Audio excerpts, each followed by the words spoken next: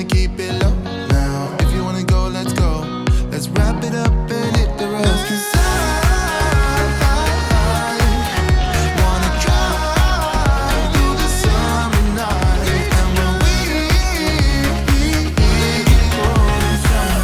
Hi guys, I am coming back at you today with another video for all you parents out there who are all of a sudden new to homeschooling and are coming here because you're looking for some encouragement and ideas for the fact that you are now having your children at home and you're having to try and take that part of their education and put it into your home life.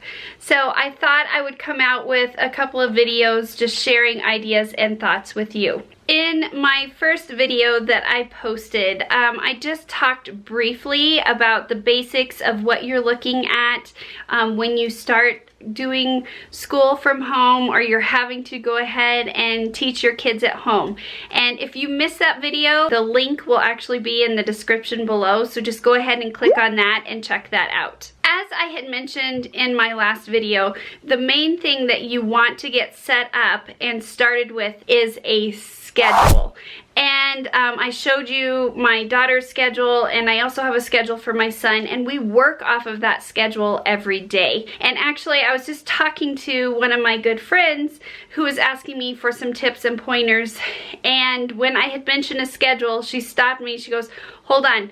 How do I even start to build a schedule?" So I thought I would go into more detail about how do you even start a schedule, where do you begin from, what does it look like, what is it that my child's gonna need. Let's go ahead and talk about the basics of building that at-home schedule. And my tip and point to you would be, first of all, sit your kids down. Let them each have a piece of paper if they are of the age that they can help you write this out. If not, go ahead and have a piece of paper for each student that you're going to have at home. Once you guys are all gathered together, ask your child about their daily schedule, what they had when they were at school. What was their first class in the morning? After that class, ask them, okay, if it was math that was their first class in the morning, write that down. And then ask them, okay, when you were done with math, what was next? What you want to do is go ahead and have them tell you about their day or what their structure was in their classroom or in their classes if they're older and in middle school or high school. So you can go ahead and have an outline to what they're already used to their day looking like. This will probably work for older kids down till about 3rd grade. Second and first graders, it might be a little bit harder pulling that information from them, but that's okay. They should still be able to kind of remember, well, after we did this subject, we would go and do this.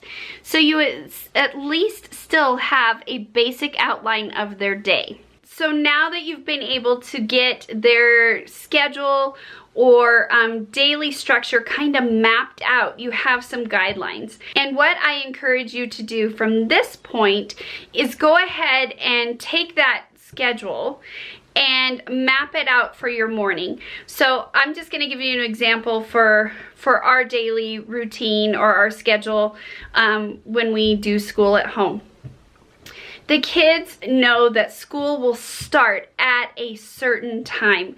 I am one of those moms that like to have structure in our home. I am one that likes to have a schedule. And we do find that with us being at home day after day, that structure and that schedule helps us to not fall into this constant, oh, we're here again. Oh, I don't know what to do. And so in our schedule, they are able to know what time they actually need to wake up, how much time they actually have to have breakfast, finish their morning chores, and be in our designated area, which is our classroom, by a certain time. Our school day starts at 8:15 a.m. And yes, I have a bell and a fun routine that we do every morning when I start school, and the kids love it. Otherwise, if they didn't like it, I'd stop doing it. But they know that I need to be awake, dressed, breakfast eaten, dishes done, teeth brushed, and ready to go. And when that bell rings, we have to be in our classroom and we're ready to work on our studies that day. And once you have your start time, then go ahead and lay your student schedule out to whatever their first subject was in their regular classroom. And so for my daughter, once we finish our morning devotional together, that's what we start our classroom time out with, we then move on to their subjects. And I'm looking at my daughter's schedule right up here. So my daughter then moves on to her grammar. So I then block off each subject depending on what it is and the age of your child. But for my daughter, she's 13, she's in 7th grade. And for certain subjects, I give them a little bit longer. But for Latin, she would have an hour to work on Latin. And we would go forward in the lesson that we're doing. And we'll talk about that in a minute. But as far as once that hour is up, so sometimes we set a timer on an iPad, or they've gotten very used to looking at the clock and saying, oh, it's time to move on to the next subject. The reason why we only block so much time for each subject is so we are able to cover all the subjects that they need to. And it also is such a great feeling at the end of the day that we were able to get all of that accomplished, instead of sometimes maybe we spent the whole day on one topic. And then at that point you end up feeling overwhelmed, you end up feeling behind, and you're like, oh my gosh, I can't do this. So that is why I feel a schedule helps. It helps you feel that you have been productive, successful, and it also keeps the student moving forward onto different topics and helps them from getting frustrated from just working on one topic as well. One thing I want to make sure and highlight, when you are building in a schedule, don't just go off of their subjects. Make sure that you build in break time or snack time. We usually halfway through our morning take about a 10 to 15 minute break. I let them get up if we've been working at our desk, and they stretch their legs, or they go get a snack really quick, and they just take a quick break from that. Same goes for lunch. Make sure and give them a break for lunch. Here we go ahead and schedule out an hour for lunch. So sometimes they like to break it up that they have 20 minutes to eat, and then the other 40 minutes is their free time to do whatever they would like. But I would make sure and have those breaks scheduled in there, not only for the sake of your kids, but the sake for you as well, because those are minutes just to kind of give you a chance to breathe and everybody kind of gets some space. If you guys are looking for a schedule that's already pre-built, or one that you can just fill in the blank, there are lots of great resources out there on Pinterest. I'm sure you can find them online, but one resource that I just saw recently is called Beyond the Blackboard, and they just released a free downloadable template for a schedule. There's one that's already pre-planned out for you, but then they also have a template that you can just go ahead and fill in the blank. So I will include that link down below as well. Before I move on to any of my other tips, I wanted to talk about lunch for just a minute. One time saver that I find out that has helped me in my 5 years of homeschooling is, even though we're eating lunch at home, it can be chaotic when we break for lunch because everybody's in the kitchen, and I was trying to make lunch for everybody, and it felt like during that time it was supposed to be a break. It actually took longer because we were having to fix lunch, then they could sit down and have lunch. I was trying to clean up from lunch, and I myself personally felt like I didn't get much of a break, and the kids also felt like it was too rushed. So something that we've started doing, even though we homeschool, is to pack the lunches the night before, just like you would if they were going to a regular day of school. I do go ahead and prepare those lunches, put them in a lunch pack. The kids love it because they actually get to feel like they get to take lunch to school.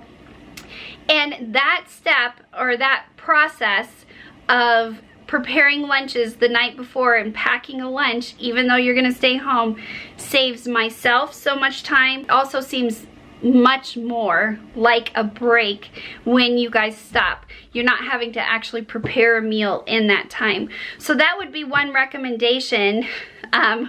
Even if you guys are doing school at home, the night before, still go ahead and prepare lunches. It is so much easier, and you guys will all find out you get more of a relaxing time during that hour break of lunch, and you're not having to work in the kitchen as much. Okay, so now that we've talked about getting a schedule and some structure set up to your students' day, the other thing I wanted to talk about is possibly finding a place for you to actually do school, or for your students to do school at. And what I'm meaning is like a designated area for where everybody can go ahead and do school. The reason why I'm bringing this up, I'm not saying you have to create an entire classroom like we have here. Like I said in my last video, I've had an entire year to plan and set my classroom up. You guys have had a bare minimum of just a couple of weeks, and this has all been thrown on you. So I don't expect you to have a classroom, but I will let you know a designated area is a great thing to do, because when the kids are there, they can focus. It keeps from school being all over your house if they've brought books home, but still to have an area for that will help your students. It will help you, give them a sense more of some structure and just stability right now. And I think that will be beneficial to everybody. I would encourage setting that up and putting some pencils and papers there. Let the students be able to keep all their school supplies there, and that just be a designated area. Now, I wanted to show you just a few things we do around here. Just like in my last video, I showed you a couple of ways how we keep learning fun around here, and it's not always having to sit at a desk, read words on a computer and answer questions, or just read a book and having to answer some question on a worksheet. That is great for learning, and I think that it is absolutely needed, but it can only last so long. So I have a couple other ways to kind of show you how we make learning fun, how I try and make it, or try and help the kids connect to the subject that they're learning better. And the other thing that I have actually had a couple questions from my friends about is, what are we going to teach them? They are unsure of what they're going to have available to them as far as online learning. They aren't quite sure what the whole picture looks like. And they are just also concerned because their kids are used to that daily class interaction that they're getting, the conversations that their teachers are having in the classroom with them. And I've had friends ask me, well, how in the world am I going to just have my kids sit online at a computer all day and expected to learn just from a computer? Some kids have a hard time connecting with the information that way. So it might take you to be creative, like the things I showed you in my last video, and just help them connect and make learning fun again. So one of those tools I wanted to offer to you is actually through the homeschooling program that we do. It's called Classical Conversations, and they have so many great different ways of teaching learning. But actually, it was just announced today that Classical Conversations is making their Cycle 2 app available for free on iPads and iPhones. And so if you guys find out that the curriculum that you have been given for online is just isn't enough, or your kids want more of a connection, I wanted to point you towards this, and I'm going to go over it with you and how you can actually make it a learning tool in your home. If you're interested in Classical Conversations and what all they do have to offer, I will include their link in the description below as well. Alright, so for the Classical Conversations Cycle 2 Memory Work app, you need an iPad. It can work on an iPhone as well, but I'm going to show you where to go to get it, and then we're going to show you hands-on how you can put this into your school day. So the first thing you want to do is get your electronic device. Once you have your device, you want to go to your app store. Go ahead and search Classical Conversations. Okay, and it'll come up, and you'll want to select Classical Conversations Cycle 2. And right there it is. And right now, guys, they are offering it for free. So this is no charge. So go ahead and click on Get, and then we'll show you how you can use this. You will have a main screen like this, and you will see all the different strands that Classical Conversation goes over. Please don't get stressed out saying, well, we don't cover some of this stuff or anything. The great thing about this is you can pick and choose, guys, from whatever you would like, and I can guarantee you'll learn from it. And all this really is going to be is maybe 30 minutes to an hour of your day, and you're going to go through each of these strands. And what you do is once you pick the subject that you're going to do, let's say that you pick math, you go ahead and click on math.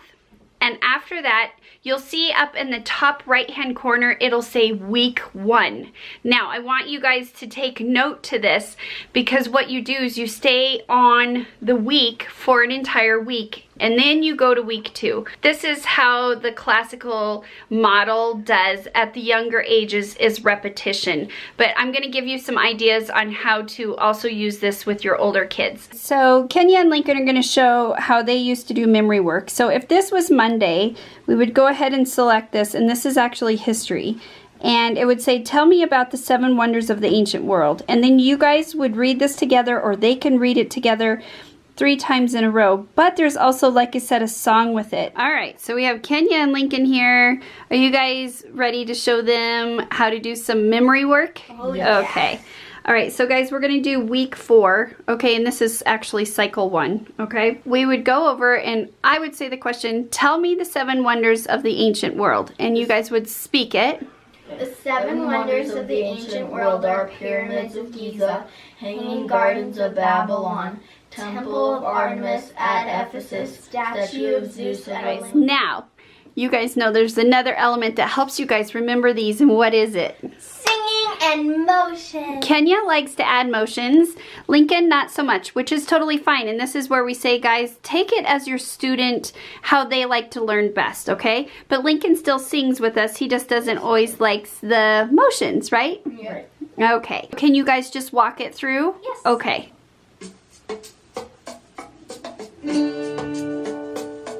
The 7 wonders of the ancient world are pyramids of Giza, hanging gardens of Babylon, temple of Artemis at Ephesus, statue of Zeus at Olympia, mausoleum at Halicarnassus, Pharaoh's lighthouse at Alexandria, Colossus of Rhodes. Oh, 7 wonders of the ancient world are. Lastly, if you have older kids and you want them to be doing more, what you can do is for your history sentence, it's tell me about the 7 wonders of the ancient world. You could have your older student pick one of the 7 wonders and actually have them research it. They could draw a picture. Just have them research it throughout the week, and then on Friday they can share it at dinner with everybody about one of the 7 wonders and what it was and how it was built. So you would start on a Monday, and let's just say you guys are going to do, this is what we call our memory work, and you go to your app. You can let your students do this on their own, and so every day that week you do week 1 of the history, if you guys chose week 1, and you do each of these strands about 3 to 4 times in a row. By the end of the week, by Friday, they've got this stuff in their head and they're starting to be able to do it on their own. But this is a great app for you to use to help you build in some more enrichment into each of their subjects if you guys are looking for a little bit more rather than just always doing online. The other thing that I talked about in my last video was thinking outside of the box and just doing things a little bit differently. And I've done that with each of the kids, but today what I'm going to show you, when Lincoln does grammar, there's certain times that he has to do what's called an analytical task sheet, which is a worksheet that he has to fill out, create sentences, do the different structures and purposes, and he does not always like having to just sit and do worksheets, and it's hard for him sometimes to connect or keep that information on what we're trying to teach him. So we have brought one of his favorite things into the learning aspect, and that is Legos. So I'm going to kind of show you what it looks like when we do it with Legos. But the other thing that I want to talk to you about is during this time, we have a conversation about what they are actually learning. Having conversations with them gives them the chance to actually make that connection between what they've been taught and how they can really use it. Okay, so we have Lincoln here, and he's getting ready to do what we call essentials or grammar. But I've taken his Legos and I've actually put them into groups. And this is where Lincoln and I are going to have a conversation before he builds his sentence that I ask him to. So if you guys see, I've got different Legos sitting out here in different groups, and they've got words written on them with dry erase marker. Can you look at the different groups of Legos, look at the words in each group, and maybe tell me what part of speech each group is? This would be a noun, pronoun, verb, adverb. In this group, are any of those nouns, tell me, you know, nouns all have different jobs. Tell me what kind of noun maybe each of those are. This would be a proper noun, right? A Lincoln. Okay, so one of them is a proper noun. What is a proper noun? Proper noun is person, is like the name of something. And sloth would be a common noun. What's a common noun? A common noun would be something that's not capitalized, like tree, sloth. Okay, good job. Now that Lincoln and I have had our discussion, I'm going to actually have him use his Legos and these different groups of words, and I'm going to tell him, build me a sentence. But here's where I'm going to challenge him right now. I'm going to ask him, I need him to build me a compound sentence. What's a compound sentence? A compound sentence is two independent clauses, each with the subject and the verb, joined by a coordinating conjunction. We call it fanboys. Stands for and, nor, but, or, yet, so. Great. So I'm going to have you do a compound sentence with the purpose being declarative. What does declarative do? It just makes a statement. Okay. Go ahead and have fun.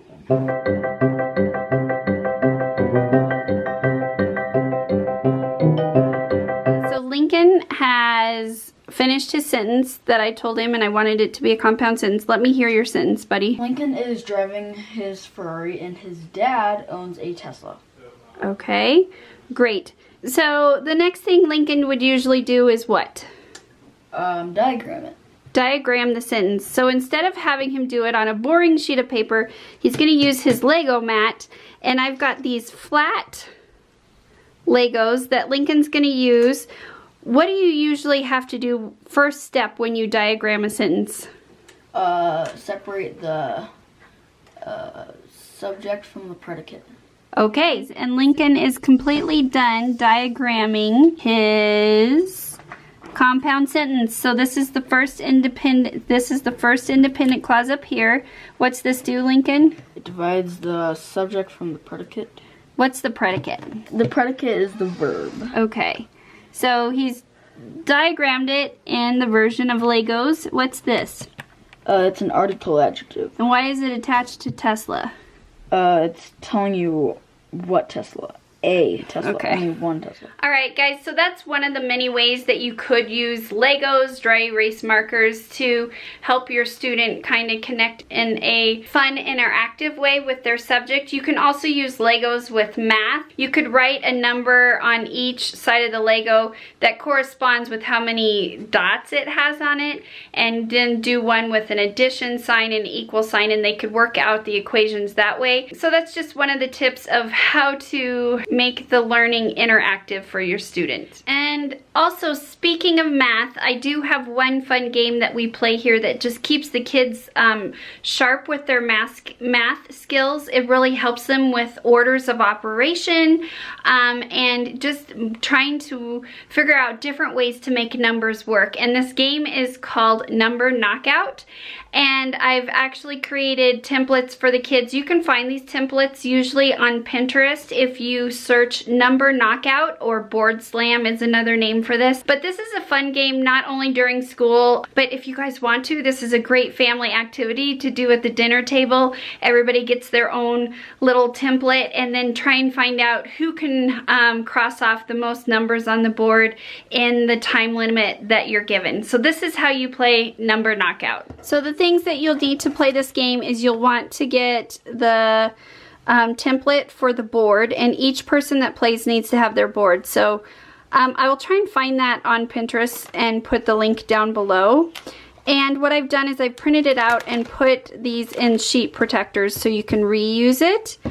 And the other thing that we have that helps the kids start working through is these equations to help them plug numbers into. So on one side it's fairly basic, and it helps them work through an equation to work the numbers. And then the other side, it starts more into the advanced math and doing different things with the numbers. And you have to remember on this side the order of operations. So it helps them work out on what order they're supposed to work problems. And once again, you can print this out and put it in a page protector as well. And you will need is a dry erase marker. And the other thing you'll need are 3 die. We have Kenya and Lincoln here, and they are ready to play Number Knockout. Do you guys have your markers? Yeah. So the first step, guys, is we roll our die, and we're gonna tell them what 3 numbers they have to use. There. Okay, so their 3 numbers are 5, 3, and 2. What they do next is they write the 3 numbers that they're allowed. These are the only numbers they're allowed to use in all of these equations. Kenya and Lincoln both know a trick really quick if you just need to use one number. Tell them your trick. Any number to the 0 power equals 1. And then you can multiply that, you can multiply that. Add, subtract. Add, subtract to get your So answer. what they're saying is sometimes to change it up, you can use this number. 3 to the 0 power would equal 1.